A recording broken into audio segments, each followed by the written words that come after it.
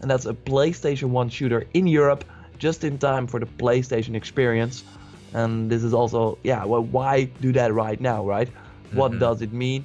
But what's interesting to note is that in May 2016, they trademarked G Police, and that's another PlayStation 1 game, but we still haven't seen that.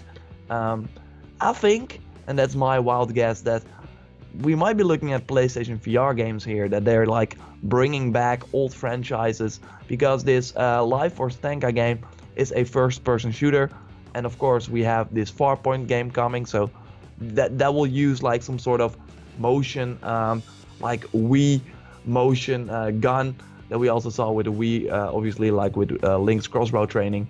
They will also have that for Farpoint, and maybe with Lifeforce tenka they will, yeah, do that again, because otherwise you just have to buy this thing for one game. Doesn't really make a lot of sense. This G Police game is a sort of helicopter game, yeah, in a city where, yeah, you're probably the cops. I haven't played both of them, but I just looked up some YouTube footage, and this is what I saw. But what do you think of my prediction that this may be like a PlayStation VR comeback for these PS1 games? I think it's very smart. I mean, if you really think about what a VR experience needs to be, it needs to have lower graphical fidelity so the frame rate could be really high and very solid. So if you think about a PlayStation 1 game, obviously not the best looking games, because that was sort of entering the polygon era. But when it comes down to it, they could always make a remastered version of these, or just completely remake them from the ground up and make it so they fit the PlayStation VR experience that they sort of want everyone to experience.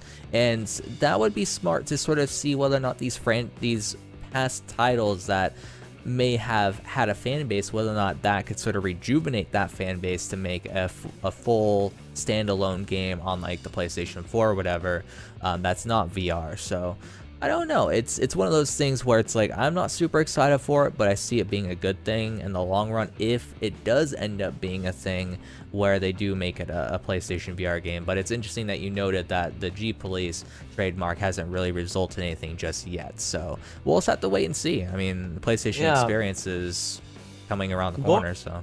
Yeah, normally these trademarks, and especially for Sony games, mean something. So that's what I take away from, yeah, normally Guns Up, for example, they had that once, and then it was released during the E3. But what is interesting, of course, I mean, G Police was like trademarked in May, and then they had this E3 press conference where they only did the biggest hitters and exclusives and stuff like that. While the PlayStation experience is, of course, a celebration of PlayStation, where people will probably know these PlayStation 1 games that are there. So that, I think it will fit the PlayStation experience way more. So I think we haven't seen a lot of those trademarks, because, yeah, like I said, normally these trademarks mean something in my experience with Sony. So hopefully PlayStation VR games, because the PlayStation VR really needs some love.